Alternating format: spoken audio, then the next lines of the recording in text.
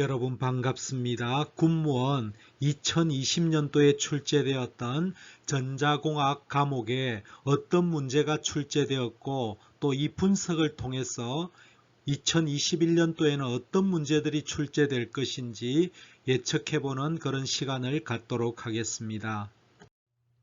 2020년 군무원 전자공학 기출문제 분석을 해보도록 하겠습니다. 여러분들도 아시다시피 군무원은 시험이 비공개입니다. 앞으로는 이제 공개로 바뀔 것 같은데 아직까지는 비공개 원칙입니다. 그래서 자료가 외부에 유출되지 않습니다. 그러나 제가 소속해 있는 엘림 아카데미 공시연구소에서는 수험생들의 정보와 기타 정보들을 바탕으로 문제를 복원하고 또 분석한 결과를 말씀드리는 것입니다. 자, 여기에 나타난 특징들의 첫 번째는 기존 문제들의 형식에서 많이 벗어나 있는 것을 알 수가 있습니다. 이것은 뭐냐면은 저도 공시험의 출제위원으로 오랫동안 활동을 해왔습니다. 그러면은 출제를 들어가게 되면 저도 계속 1년에 한 번씩은 반복적으로 계속 들어가기 때문에 그 형식들이 저 좋아하는 또 포맷들이 유지가 됩니다. 저희 또 수험 출제위원 풀에 또 신임 교수님이 들어오더라도 기존의 교수님들의 그 패턴을 깨지 못하기 때문에 전통적으로 내려오는 그런 문제 형식이 있습니다. 군무원에서도 아마 그런 것들이 있을 것입니다. 저는 군무원은 활동을 안 했기 때문에 잘은 모르지만은 그 출제위원들의 풀이 있습니다. 근데 작년 같은 경우에는 아마 그 출제위원들이 많이 바뀐 것 같아요. 그래서 이 전통적인 그런 출제 형식에서 새로운 패턴이 만들어진 것을 볼 수가 있습니다. 자, 그것을 보게 되면은 첫 번째가 공식, 우리가 외워야 될 그런 공식들에 의해서 문제가 또 파생되어 나오는데 이런 것들이 전혀 소용이 없던 그런 해가 2020년도였습니다. 자, 그리고 또 전통적으로 계산 문제들이 있는데 예를 들면 회로이론에서 태분한 노톤이라든지 중첩의 원리, 그 다음에 R의 직렬병렬에서 전압 전류 계산, 또 교류 RL, RC에서 전류 전압의 윗상과 그 다음에 임피던스 계산, 이런 것들이 있는데 이런 것들이 전혀 한 문제도 출제되지 않았다는 것입니다. 자, 그리고 전공자에게는 굉장히 유리했다는 겁니다. 왜냐하면 전기나 전자에 대한 기본 개념을 묻는 문제들이 많이 출제되어 있기 때문에 대학에서 전기나 전자를 전공한 사람들은 굉장히 문제를 푸는 것보다도 그 개념을 묻기 때문에 유리했고, 또 비전공자에게는 그동안 반대로 불리했다는 것을 우리가 볼 수가 있습니다. 그래서 많이 문제 형식에서 많이 벗어난 새로운 문제들이 많이 출제가 되었다는 것이 첫 번째 특징입니다. 자, 두 번째 특징은 참 이것은 우리가 전자공학인데 전자공학에서 많은 비중을 차지하는 것이 회로이론 문제입니다. 회로이론이 보통 10문제에서 11문제 정도 문항 정도가 그동안 출제되어 왔습니다. 근데 전자공학에 많은 비중을 차지하는 회로이론에서 전기이론으로 많이 대체가 됐습니다. 전기에 대한 상식, 그 다음에 요즘 대두가 되고 있는 전력 문제가 6문항이 출제가 된 것을 볼 수가 있습니다.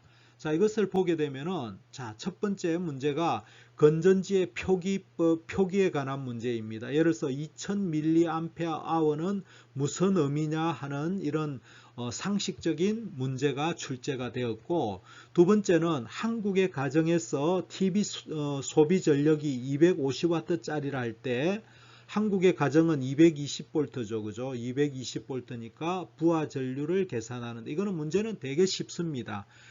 이런 문제들이 이제 회로이론의 문제로서 대체가 되어 버린 거예요. 자, 세 번째 문제는 220V 30W 전구가 있는데 이 전구가 병렬로서 세 개가 연결되어 있습니다. 근데 이 중에 한 전구를 제거했을 때 다른 전구의 밝기는, 자, 이것은 전구의 밝기는 소비 전력입니다. 소비 전력과 직비례하기 때문에 소비 전력을 통해서 이거 전구의 밝기를 계산을 해도 되고 아니면 또 전기 상식이라고도 볼 수가 있습니다.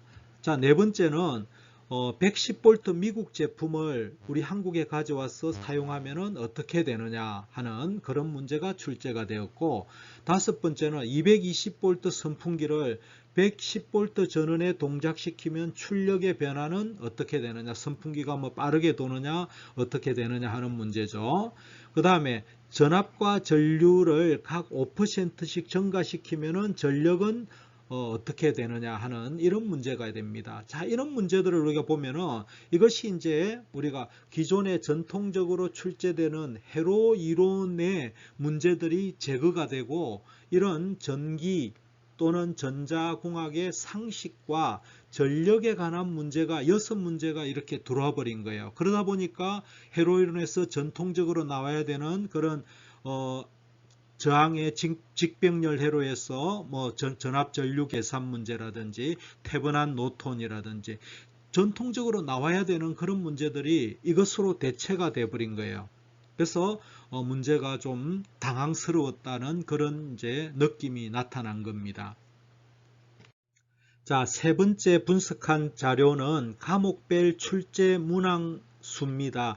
자, 우리가 과목은 전자공학이죠. 전자공학 과목 안에는 크게 전자공학에서 배우는 세부 과목이 포함되어 있는데, 그 중에 첫 번째 과목이 회로이론과 제어이론입니다. 제어는 제가 빼었는데 제로이론입니다.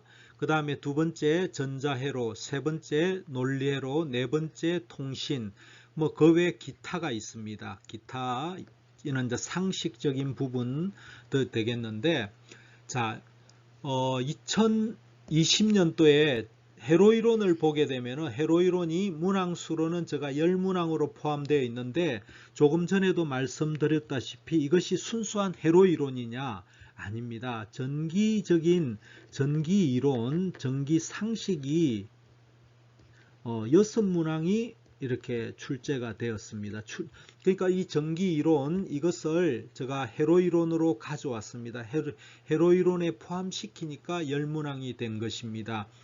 2019년도에는 12문항, 2018년도에는 11문항이 출제되었는데, 2019년과 18년에는 말 그대로 회로이론과 제어이론이 골고루 우리가 상식에 맞게 출제가 되었는데, 2020년도에는 제가 분석해 드린 바와 같이 전기이론에 관한 문제가 6문제가 출제가 되었고, 이것을 빼고 나면은 순수하게 회로이론에 관한 부분은 4문항밖에 안 되는 겁니다. 이 점을 여러분들이 주지를 하셔야 됩니다.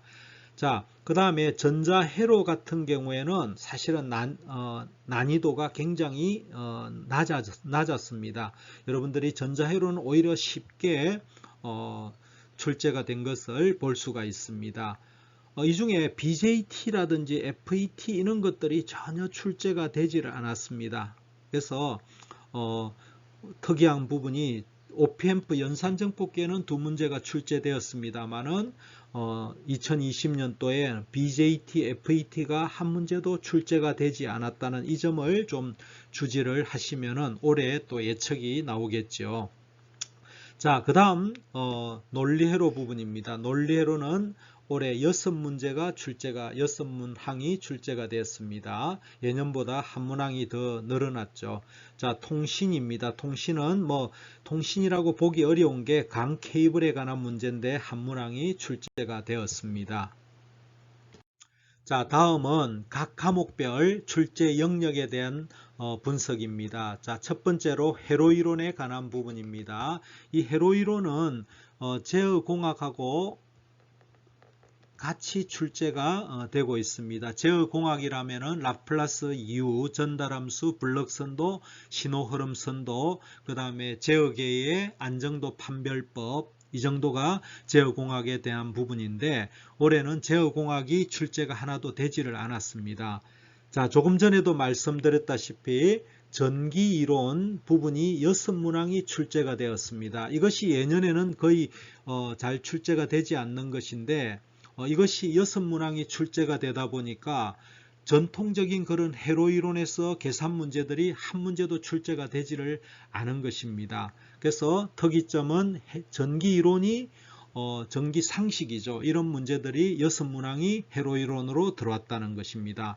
그러면 순수 우리가 전통적인 회로 이론 문항은 4문항밖에 되지를 않는 겁니다. 자, 그것을 보게 되면은 전자공학에서 사용되는 법칙들입니다. 플레밍의 오른손 법칙, 암페어의 오른 나사 법칙 뭐 등등 해서 렌츠의 법칙 해서 OX 문제가 출제가 되었습니다. 그 다음에 LC 과도 현상에 관한 문제가 출제가 되었고 콘덴서의 충전 전화 관련된 문제, 그 다음에 정연파 전압과 전류의 순시 포연법에서 잘못된 것, 이런 것들이 이제 출제가 되었습니다. 여기도 보시다시피 계산 문제는 하나도 없습니다. 그래서 이것이 변수가 되면서 우리가 전통적인 그런 계산 문제들이 한 문제도 나오지를 않았다는 겁니다. 자, 다음은 논리회로 부분입니다. 논리회로의 출제 영역을 한번 살펴보게 되면 논리회로가 6문항이 출제가 되었습니다. 자, 첫 번째 순차 논리회로의 구성과 특징에 OX 관한 문제가 나왔습니다. 자, 두 번째가 좀 특이한데 JK 플립플롭의 익사이테이션 테이블 여기표입니다. 자, 이것은 동기식 카운트를 설계할 때에 여기표가 필요한데 보통 국업 시험에는 동기식 카운트가 대체로 출제가 되지 않습니다. 근데 올해는 이제 동기식 카운트의 입문에 해당하는 JK 플립플롭의 여기표에 관한 문제가 이렇게 나왔다는 것이 하나의 특이점입니다. 세 번째 영역을 보게 되면은 기억 소자 D램과 S램의 비교 OX 문제가 하나 출제가 되었습니다. 자, 네 번째 보면은 이진수 관한, 이거는 전통적인 문제가 되겠죠. 이진수를 다른 진수로 변환할 때 잘못된 것은 하는 문제가 출제가 되었습니다. 이것도 전통적인 문제죠. 카르노 맵에 관한 문제가 되겠습니다. 이런 것들은 뭐 전통적인 문제들을 많이 준수를 했습니다. 자, 여섯 번째 보면은 아날로그 신호와 디지털 신호의 특징에 대한 OX 문제가 되겠습니다. 대체적으로 논리회로는 그동안의 전통적인 그런 문제들이 많이 출제되었다고 볼 수가 있습니다. 자, 다음은 전자회로 부분입니다. 전자회로는 8문항이 출제되었고 문항수는 예전과 비슷합니다. 자, 여기 보게 되면은 반도체 공학에서 페르미 주니에 관한 설명으로 OX 문제가 나왔습니다. 자, 두 번째는 연산정폭기가 2개가 나왔습니다. 연산정폭기가 2문제가 나왔는데 하나는 반전정폭기, 하나는 비반전정폭기의 이득계산, 비슷한 문제가 이렇게 쉽게 출제가 되었습니다. 그 다음 세 번째로 포토다이오드에 대한 설명으로 틀린 것은 OX 문제가 나왔습니다. 그 다음에 4번은 다이오드 회로 반파정류기죠. 반파정류기의 평균값 계산 문제. 그 다음 반도체, 특수 반도체에서 특수 다이오드 서미스에 관한 OX 문제가 출제가 되었고, PN 접합 다이오드를 했을 때 바이어스, 순바이어스, 역바이어스에 관한 OX 문제. 그 다음 8번째로 다이오드 회로에서, 다이오드 회로가 아주 쉬운 다이오드 회로입니다. 여기에서 뭐 전류가 주어졌을 때 저항 계산하는 문제, 아주 쉬운 문제입니다. 전자 회로는 뭐 아주 무난했다고 볼 수가 있습니다. 근데 여기서 특징적인 게 하나가 전통적으로 자주 출제가 되는 BJT하고 FET 부분이 빠져 있습니다. 이거 뭐 계산 문제가 나올 만한데 전혀 BJT와 FET는 나오지를 않았습니다. 그 외에 뭐 전력 정폭기라든지 주파수 응답이라든지 발진기 이런 문제들이 전혀 출제가 되질 않았습니다. 그죠? 그러니까 전자회로는 아주 무난했다고 볼 수가 있습니다. 그래서 올해는 2021년도에는 또 좀 이제 이거와 새로운 영역의 문제들이 출제가 될 것으로 생각이 됩니다. 마지막으로 통신공학에 대한 출제 영역을 살펴보도록 하겠습니다. 한 문항이 출제가 되었는데 통신공학은 대체적으로 갱년제로 이렇게 출제된다고 보시면 되겠습니다. 올해 출제되었던 문제는 광통신에 있어서 광 케이블의 특성에 관한 그런 OX 문제가 되겠습니다. 그렇게 난이도는 어렵지 않다고 생각이 됩니다.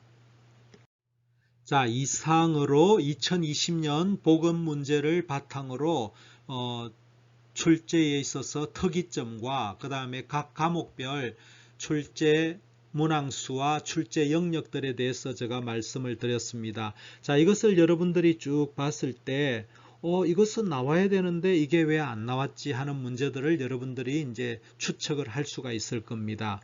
자, 그런 것들이 중요합니다. 자, 그러면은 예고입니다. 2021년도 시험이 7월 23일로 정해져 있습니다. 경쟁률도 밝혀졌는데 경쟁률이 올해는 굉장히 낮습니다. 그래서 상당히 여러분들이 고무적이라고 생각을 할 테인데 마지막 잘 정리를 하셔야 될 겁니다. 저도 지금 자료를 준비하고 있는 것이 요 출제 경향 예측입니다. 이 문제들을 예측을 해야 되는데 가장 제가 지금 고민하고 있는 것이 2020년 문제와 과연 2021년 문제가 어떻게 될 건가 하는 것입니다. 자, 그동안 제가 가지고 있는 지금 기출 문제들 보면 17년부터 제가 20년까지를 분석을 해봤습니다. 그러면은 이런 패턴들이 있는데 2020년이 좀 특별한 해였습니다. 저도 오랫동안 공시험 출제위원으로 이렇게 활동하다 보면은 어떤 해에 좀 이상한 문제들이 많이 나와가지고 평균 점수가 많이 낮아졌습니다. 그러면은 또 낮아졌거나 아주 또 높아지게 되면은 그 다음에는 조정에 들어가게 됩니다. 그래서 2020년도가 사실은 문제가 좀 특이한 문제가 많이 나왔지만은 평균 점수는 많이 올랐어요. 평균 점수가 작년에 한 10점 정도가 올랐다고 보면 됩니다. 그래서 특이한 문제들은 많이 나왔지만은 평균 점수는 10점이 상승됐다는 겁니다. 자, 그러면은 2021년도에는 조정을 들어가게 됩니다. 조정이 들어가게 됩니다. 그러면은 난이도는 어떻게 될 건가 하는 것이 가장 중요하겠죠. 그 다음에 출제 경향은 어떻게 될 건가? 이런 것들이 이제 중요합니다. 난이도는 어떻게 될 건가 하는 겁니다. 그 다음에 출제 경향, 그동안 전통적인 것을 지킬 건가 안 지킬 건가 하는 이런 것들이 중요하겠죠. 여기서는 이까지만 하겠습니다. 이어서 이제 예고편입니다. 그죠? 이런 것들을 바탕으로 난이도와 출제 경향 이런 것들을 제가 다음 영상에서 준비를 하도록 하겠습니다. 자, 이런 것들을 바탕으로 해서 제가 7월 중순까지 모의고사 문제들을 출제를 할 겁니다. 제가 출제위원 입장에서 모의고사 문제들을 한 10회분을 이렇게 준비 중에 있습니다.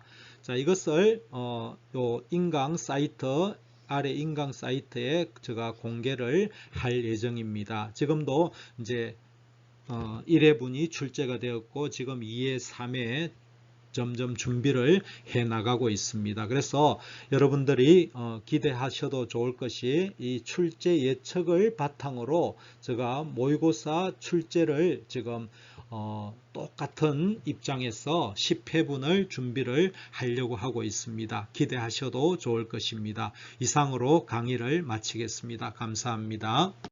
이상으로 2020년도에 치러졌던 군무원 전자공학 기출문제를 한번 풀어봤습니다. 이상으로 강의를 마치겠습니다. 감사합니다.